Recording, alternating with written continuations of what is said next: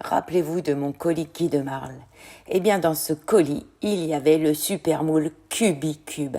Et je ne pouvais pas m'empêcher de faire dès aujourd'hui une première recette.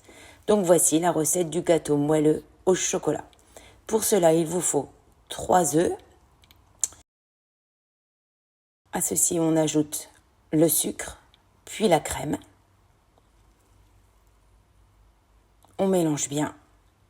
On ajoute la poudre de noisette. On mélange bien également. Et puis la farine. On mélange au fouet tout simplement. Et on vient y ajouter notre chocolat noir fondu au bain-marie. On mélange bien et puis on va pouvoir déposer la préparation dans notre moule Cubicube.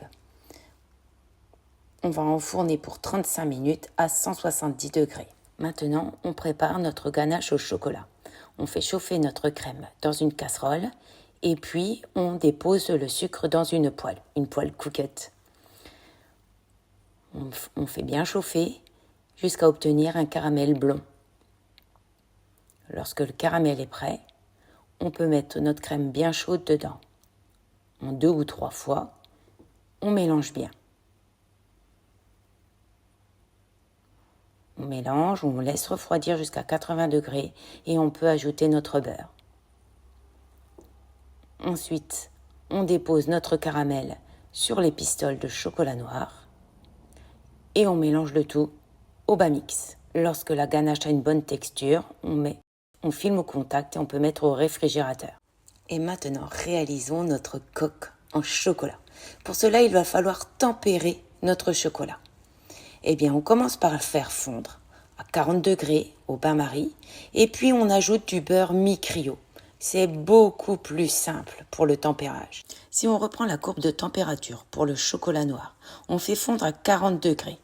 Puis, on diminue la température jusqu'à 35 degrés et à ce moment, on peut ajouter notre beurre mi-cryo.